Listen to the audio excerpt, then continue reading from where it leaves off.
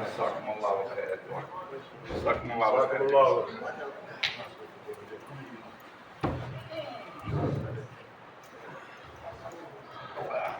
عطروا مجالسكم بذكر محمد وآل محمد.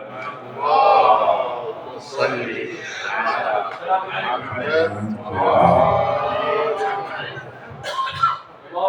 اللهم صل على محمد وآل محمد. اللهم صل على محمد وآل محمد. عجل فرجهم وفرجنا بهم يا كريم، وارحمنا بهم في الدنيا والآخرة، وفرج عنا بحقهم يا أرحم الراحمين. لا حول ولا قوة إلا بالله العلي العظيم. إنا لله وإنا إليه راجعون.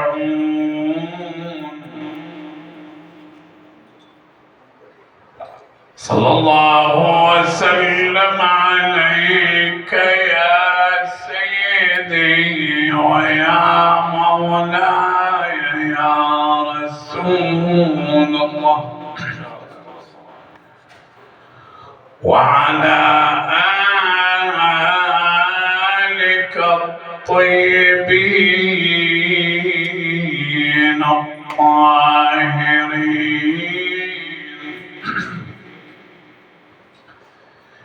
المعصومين المنتجبين.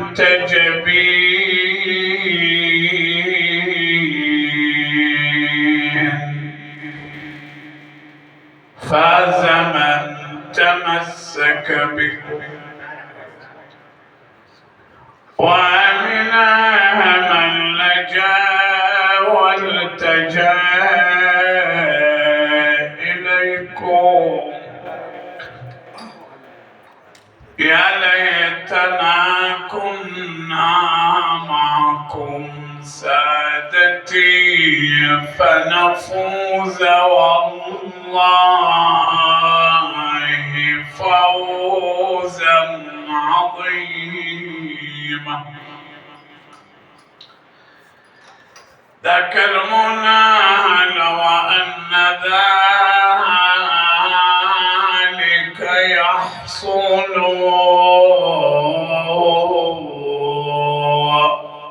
في السماوات رنة وعويل، في السماوات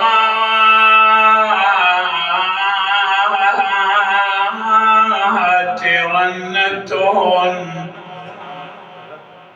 وعويل،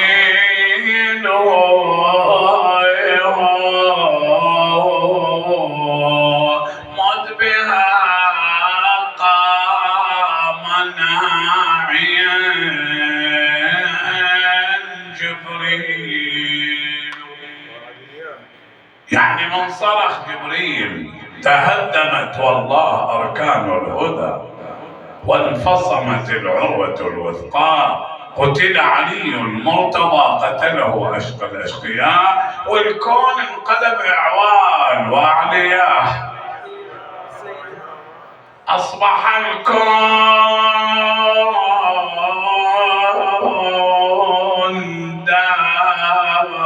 داجي اللون حزنا،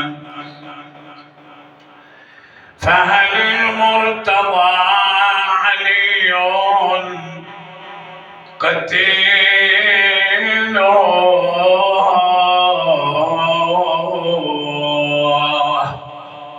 يا ليالي الصيام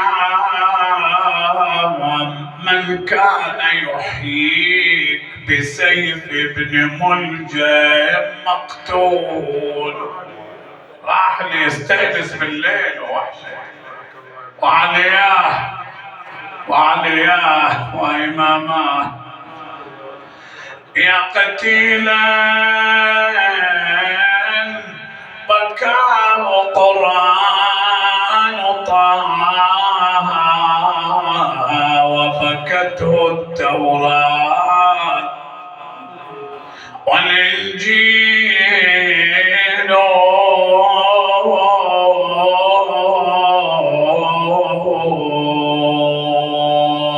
يا ربيع الأيام من للأيام واليتامى إن غاب عنها كفيله.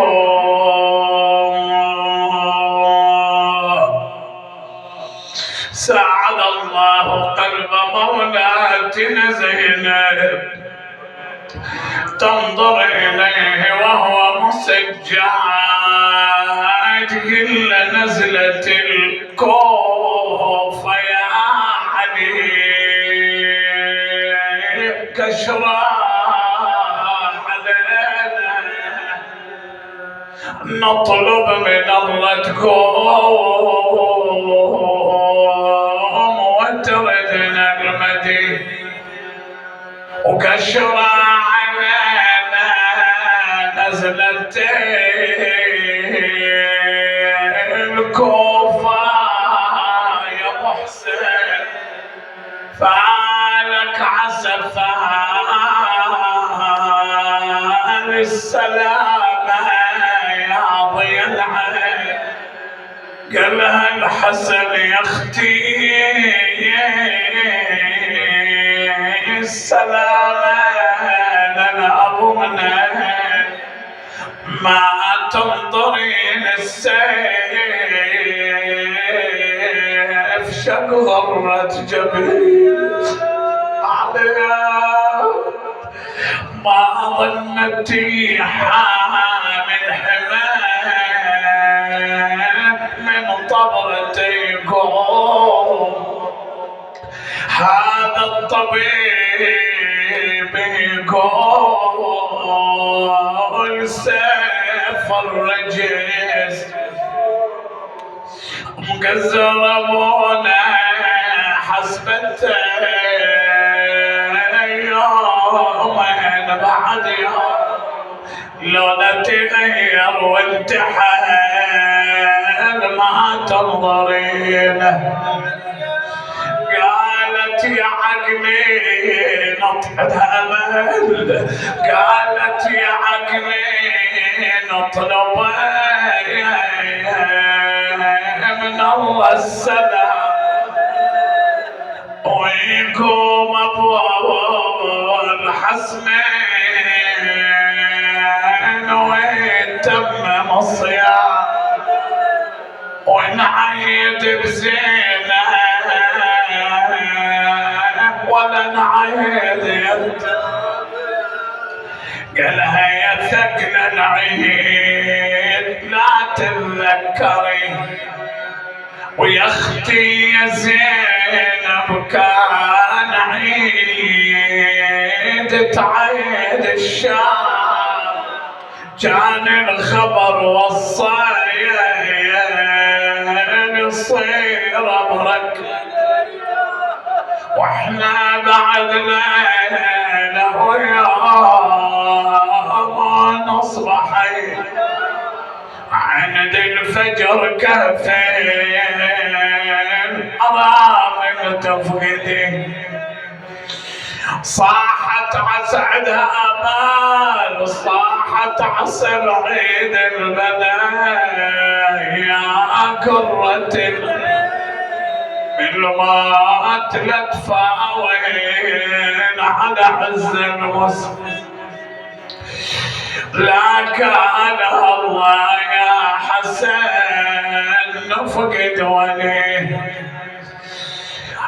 بس الإمام فتح ضم الوديعة إلى صدر بني قطعت نياط قلبي فتح عيون المرتضى والدمع يجري وقال يا بنتي بالنجاف محفوظ صاحت عقبك يا ابوي شلون صبري وعدي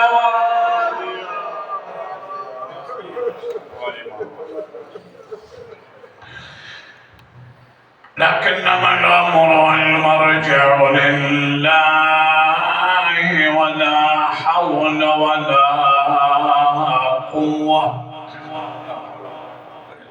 إلا بالله العلي العظيم.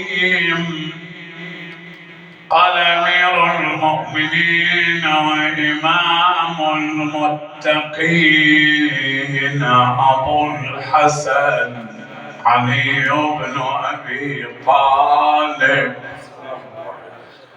سلام الله عليه: ولقد علمتم موضعي من رسول الله صلى الله عليه وآله بالمكانة الرفيعة والمنزلة الخصيصة، يضمني إلى صدره ويكنفني في فراشه ويشمني عرفه، وكان يمضغ الطعام ثم يلقمني، ولقد كنت أتبعه اتباع الفصيل أثر أمه، فما وجد لي كذبة في قول ولا خطلة في فعل، وكان يجاور في غار حراء فأراه ولا يراه غيري، وكنت أرى نور الوحي وأشم ريح النبوة، حتى قال لي رسول الله صلى الله عليه وآله: يعني إنك تسمع ما أسمع وترى ما أرى، إلا أنك لست بنبي وإنك لعلى خير. لا تجد علاقة في هذا الكون كعلاقة محمد بعلي وعلاقة علي بمحمد، وهذا أمر دل على أنها النور واحد، كما يقول رسول الله محمد: صلي على محمد صلى الله عليه وآله. يا علي، أنا وأنت من شجرة واحدة وسائر الناس من شجر شتى. ولما آخى النبي صلى الله عليه وآله بين المهاجرين والأنصار فقال فترك عليا حتى بقي علي، فقال له: يا رسول الله، أخيت بينهم وتركتني. قال: استأثرت بك لنفسي، أنت أخي في الدنيا والآخرة. هذه العلاقة اللي الإمام أمير المؤمنين سلام الله عليه في هذا النص يرسمها في هذا البيان الرائع، يقول: ولقد علمتم موضعي من رسول الله صلى الله عليه وآله بالمكانة الرفيعة والمنزلة الخصيصة. يقول السيدة فاطمة بنت أسد سلام الله عليها: لما وضعت بولدي وهو ساجد على الرخامة الحمراء سلام الله عليه. وبالمناسبة يعني الإمام أمير المؤمنين كل حياته هي سجدة لله جل وعلا، امتدت ل63 سنة. ابتدت بسجود في أطهر البقاع داخل الكعبة على الرخامة الحمراء، وانتهت بسجود في محراب الأنبياء والمرسلين في مسجد الكوفة. وهذه واضحة أن حياة أمير المؤمنين سلام الله عليه كلها شنو؟ سجدة لله جل وعلا. فالإمام في 63 سنة ما رفع رأسه من السجود لله جل وعلا، سواء كان الإمام سلام الله عليه في صلاته أو في إعانة معوز أو في مسح دمعة يتيم أو في إغاثة ملهوف أو في تفريج عن مكروب أو في نصرة لمظلوم أو في وقوف الإمام سلام الله عليه في وجه ظالم، كلها كانت شنو؟ سجود لله جل وعلا. الإمام ما رفع رأسه من السجود خلال 63 سنة كان الإمام سلام الله عليه في حالة شنو؟ في حالة سجود لله جل وعلا. تقول السيدة فاطمة بنت أسد سلام الله عليها، تقول لما خرجت أذن لي بعد 3 أيام تأكل من طيبات الجنة سلام الله عليها. تقول أذن لي فكان أول المستقبلين لي رسول الله محمد صلي على محمد صلى الله عليه وآله، فقال علي به. يقول أنا ما رضعته، ما يعني طلب رضاعة أبدا الإمام صلى الله عليه وسلم. يقول أول ما وضع في فمه ما وضع في فمه شيء إلا ريق رسول الله صلى الله عليه وآله، أخذه ضمه إلى صدره، غداه غداء الطهارة، غداء القداسة، غداء العلم والمعرفة. لما ضمه إلى صدره غداه، ثم قال يا فاطمة اجعلي مهده عند سريري ولا ترضعيه ولا تطعميه إلا بأمري. شوف سبحان الله، يعني لا رضاعة ولا طعام. ولذلك شوف الإمام سلام الله عليه يقول وكان يمضغ الطعام ثم يلقمني. ايش معنى هذا؟ تشوف مثلا الأم تقلب اللقمة حتى تشوفها مناسبة ثم تطعمها إلى من؟ إلى رضيعها حتى تطمئن تشوفها مناسبة من حيث مضغها من حيث كذا. الإمام شنو يقصد هنا؟ يقول لما يقول وكان يمضغ الطعام يعني رسول الله ثم يلقمني، النبي يشوف اللقمة تستحق أن تدخل إلى أحشاء علي لولا، إذا ما تستحق يبعدها. متصور المعنى؟ النبي يقلب اللقمة يشوفها تستحق أن ينبت دم علي ولحمه من هاللقمة لولا، إذا ما تستحق يبعدها رسول الله صلى الله عليه وسلم. وكان يمضغ الطعام ثم يلقمني. بعد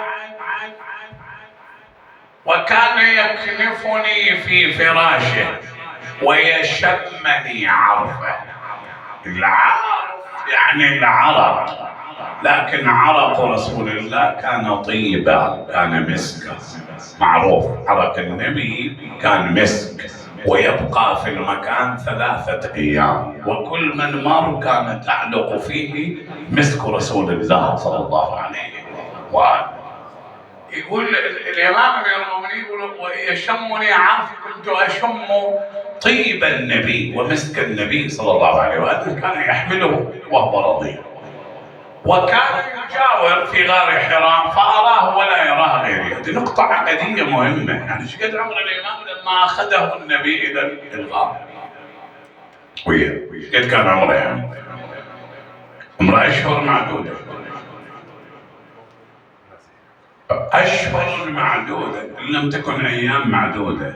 يقول وكنت أرى نورا الوحي وأشم ريح النبوة صلى الله عليه وسلم. أي مقام. ولذلك الإمام كتكليف النبي كلف.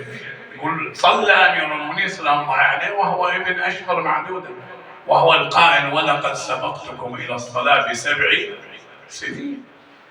يعني ايش قد عمره لما صلى الإمام؟ ايش قد عمره؟ يعني أشهر معدودة. وهذا دليل بلوغ الكمال والرشد صلوات الله وسلامه عليه. بأبي أنت وأمي يا أبا الحسن. إلى أن بدأ النبي الدعوة وعلي لا يفارقه في موطن أبدا. وأول ما توجه بحديث يوم الدار توجه لما النبي صلى الله عليه وآله قال لعلي ابدأ وأرسل وأبلغ قريش بأن طعامهم عندنا هذا اليوم. يريد يبين لهم شيء.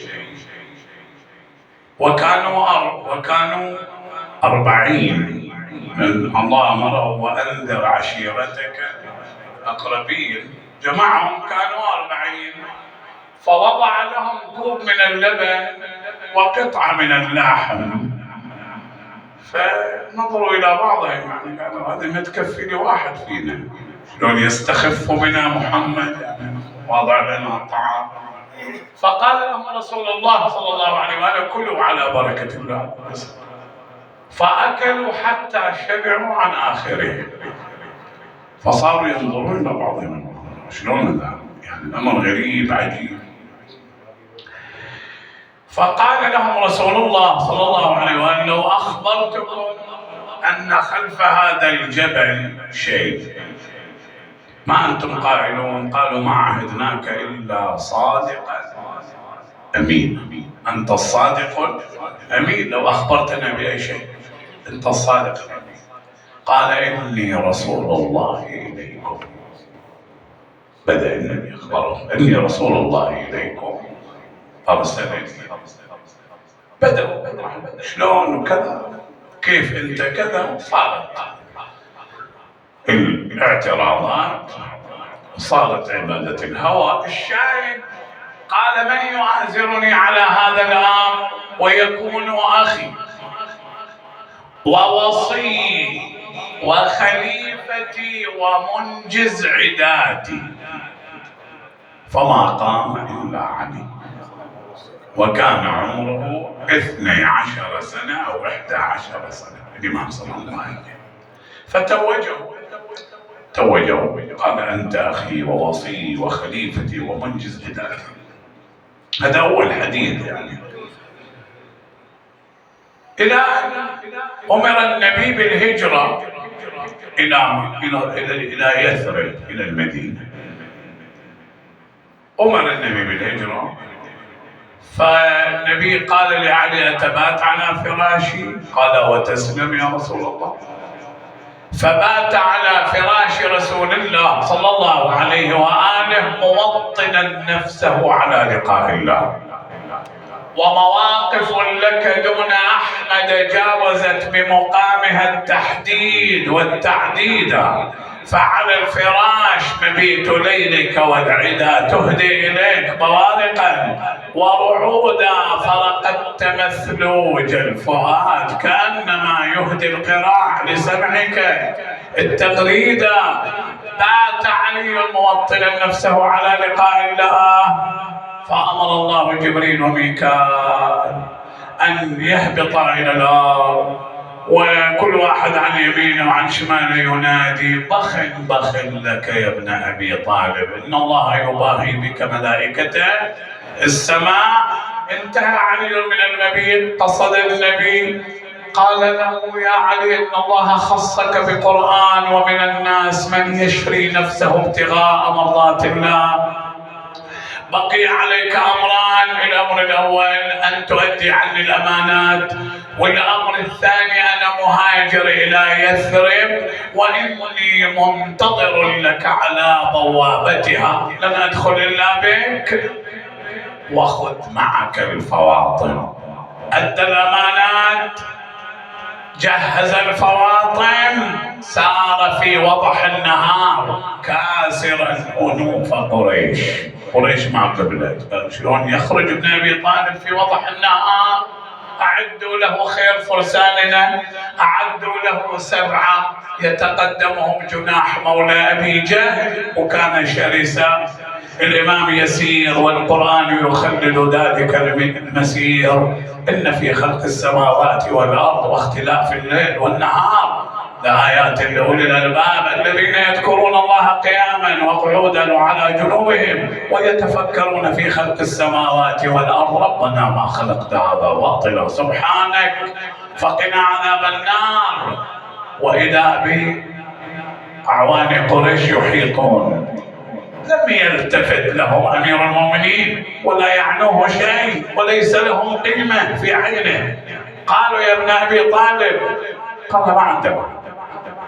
قالوا هلم معنا إلى مكة حتى يأتي ابن أخي، حتى يأتي ابن عمك.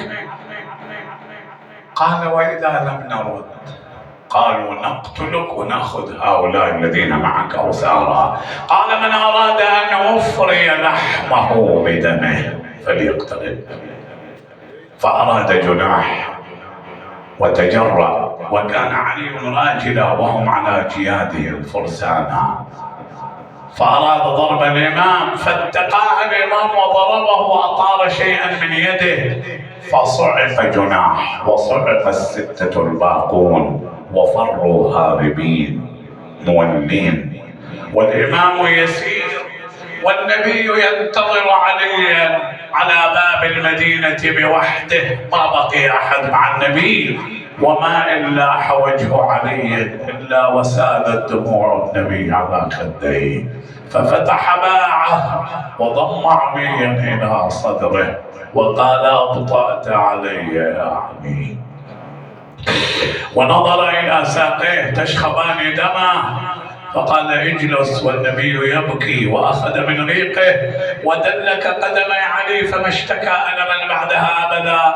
ثم قال ندخل إلى المدينة، ودخلوا المدينة وجاء دور علي في يثرب، فبنى مسجد النبي وبنى دار النبي، وجاءت بدر وبطلها علي، وجاءت أحد وبطلها علي، حيث فر المسلمون يومئذ وما بقي إلا علي يرد الكتائب. كلما أقبلت كتيبة كأنها السيف نادى النبي ردها يا علي فيردها، حتى أمر الله جبريل أن ينادي بين السماء والأرض. جبريل نادى معلنا والنقع ليس بمنجل، لا سيف إلا ذو الفقار ولا فتاة إلا علي.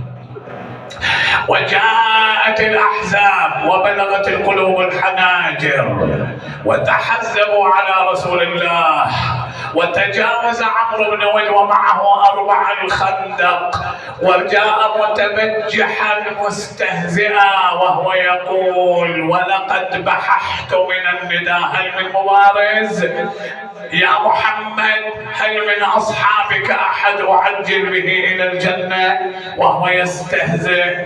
فقال النبي من يبرز لعمرو وأنا الضامن له على الله الجنة، فما قام إلا علي، وكررها 3 فما قام إلا علي. فبرز علي والنبي ينادي برز الإيمان كله إلى الشرك كله، وما هي إلا لحظات حتى جدد علي عمرا بضربة يا لها ضربة حوت مكرمات لم يزن ثقلها لا ولا ثقلها. فقالها النبي إن ضربة علي لعامر خير من أعمال الثقلين إلى يوم القيامة. وجاءت خيبر وبطلها علي، وجاءت حنين وبطلها علي، وجاءت هوازن وبطلها علي، وجاءت ذات السلاسل وبطلها علي، وجاءت 83 غزوة وبطلها علي، حتى مرض النبي وعلي لازمه لا يفارقه لحظة، حتى فاضت روح النبي ورأس علي ورأس النبي في صدره. فاضت روح النبي ورأسه في صدر علي، فأجهش علي باكيا وقام في تجهيز النبي فغسله وكفنه وصلى عليه، ثم جاء به إلى روضته الشريفة وواراه، ورجع إلى الدار مشتغلا يجمع كتاب الله. وفي الصباح أقبلت الفتن كقطع الليل المظلم فأحاطت بدار علي. فماذا يصنع أبو الحسن؟ أيصول بيد جداء أم يصبر على طخية عمياء؟ فصبر علي وهو القائل فصبرت وفي العين قدى وفي الحلق شجا. ما الذي صبر علي؟ علي عصرت الزهراء بين بابها وجدها وكسرت أضلاعها ومضت شهيدة بعد أبيها بأيام معدودة، ما برحت إلا أيام حتى رحلت بأبي وأمي. فصبر علي صبر علي صبرا عظيما حتى أقبلت الأمة إليه بعد 25 سنة، فقال دعوني والتمسوا غيري، فقالوا لا بد لك من ذلك. فما إن قام بالأمر حتى نكثت فرقة ومرقت أخرى وقصد قوم آخرون كأنهم نسوا قول الله جل وعلا تلك الدار الآخرة نجعلها للذين لا يريدون علوا في الأرض ولا فسادا والعاقبة للمتقين. فسار علي يخمد فتنة فما إن خمد فتنة الجمل حتى قامت فتنة صفين فسار إليها وخمدها، فقامت فتنة النهروان فسار إليها وخمدها، بعدها رمق السماء قال ربي متى يبعث أشقى فيخضب هذه من هذا. والله لقد مللتهم وملوني وسئمتهم وسئموني، لقد ملأتم قلبي قيحا.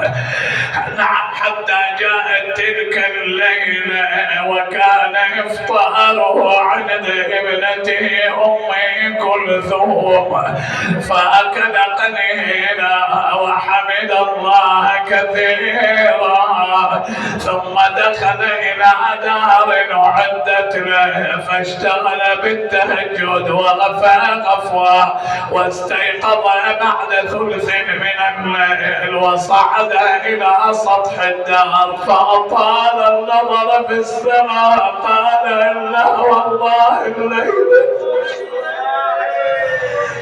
ثم نزل إلى الدار وإذا به فصيح في وجهه قال صوائح تتبعها نوائح، ثم مد يديه ليفتح الباب فانحل أميزره فشده وهو يقول اشتد حيازيمك للموت فإن الموت لاقيك ولا تجزع من الموت إذا حل بواديك ولا تغتر بالدهر وإن كان يواتيك، فكم رفع أقواما وقد كانوا صعاليك كما أضحكك الدهر كذاك الدهر يبكيك يا الله. ثم أقبل إلى المسجد حتى صار وقت صلاة الفجر فصعد المئذن وأذن الله. فما بقي بيت إلا ودخله صوت علي أحسبها تناديه في أمان الله في دعة الله. ثم نزل من المأذنة إلى محرابه يا من ساعة ما عظمها وكبر بالصلاة. أجرك الله يا رسول الله. وابن ملجم اللعين بسيفه المسموم فما حوى الإمام للسجود وسجد السجدة الأولى واللعين فاتح باع شايل سيفه رفع الإمام رأسه فضرب الإمام على رأسه وعليا وإمامه نادى فزت ورب الكعبة قتلني من اليهودية. حبت ريح الخسوف والكسوف انصفعت أبواب الجامع. سمع الناس سعي جبريل بين السماء والأرض تهدمت والله أركب وانفصمت العروة الوثقى. قتل علي المرتد فتلو أشقياء. أقبل الناس من كل حدب وصاب. فأقبل الحسنات وإذا بالإمام يخور في بحر من دم وإمامه وسيده وعليه احتملا بعين وصلها ناحية الدار.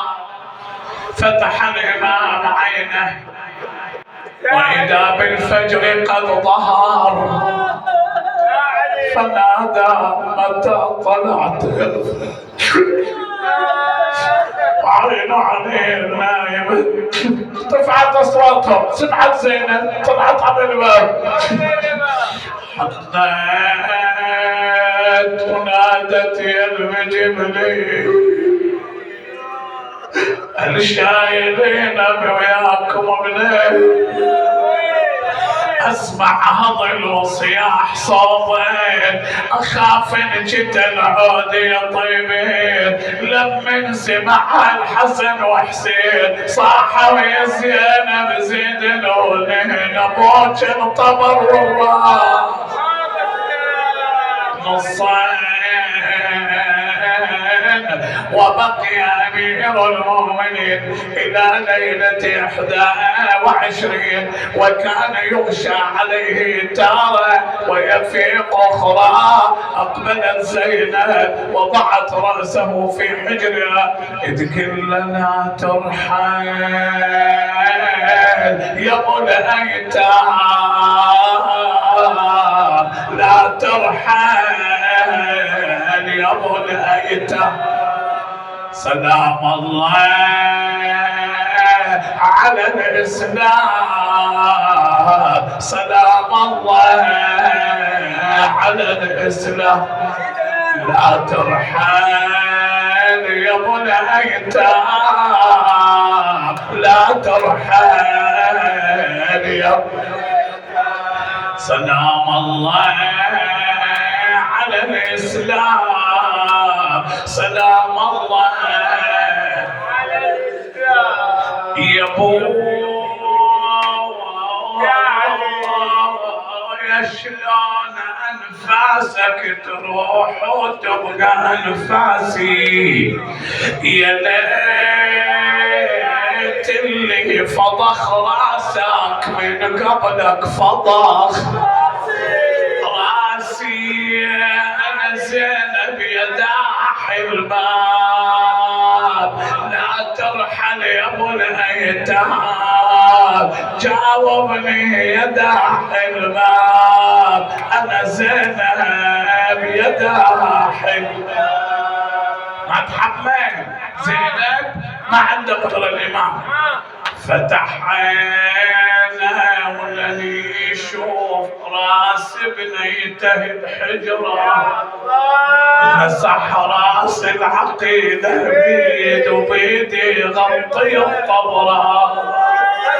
قال انا لا تذوبيني يا بنت فاطمه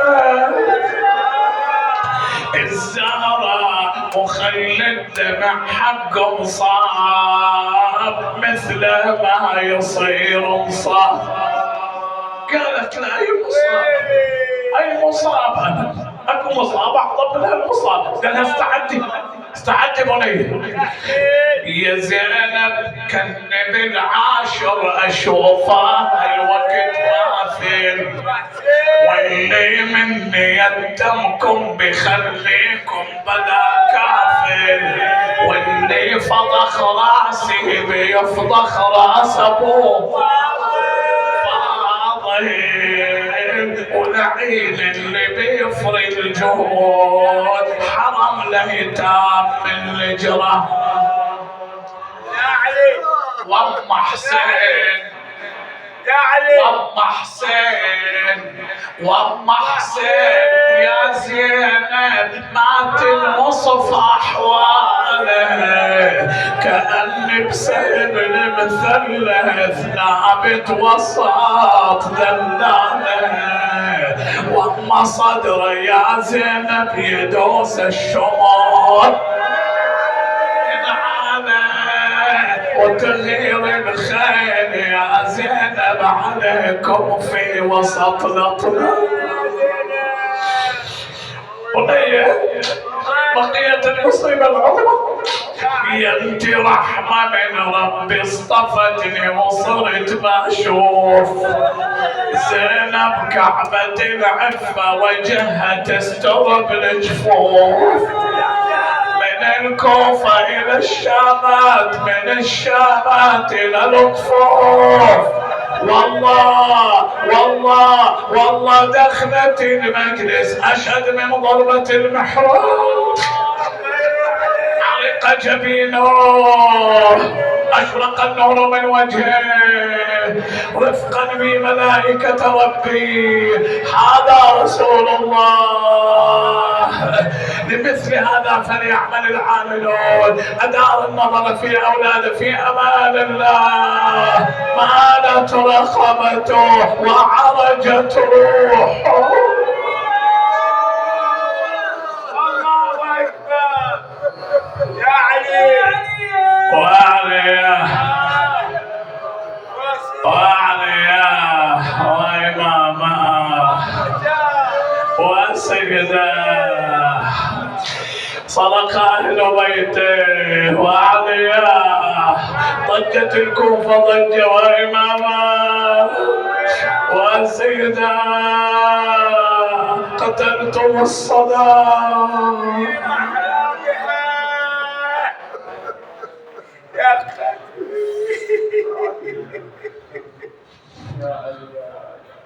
يا قاتلي اللهم صل على محمد وآل محمد. اللهم بحق أمير المؤمنين وإمام المتقين علي بن أبي طالب صل على محمد وآل محمد وثبتنا على ولايته.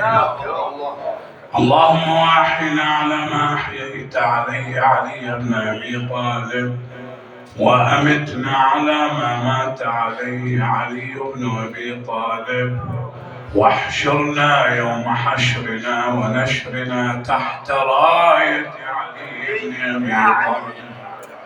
اللهم تفضل على مرضانا ومرضى المؤمنين والمؤمنات بالشفاء والصحة والعافية.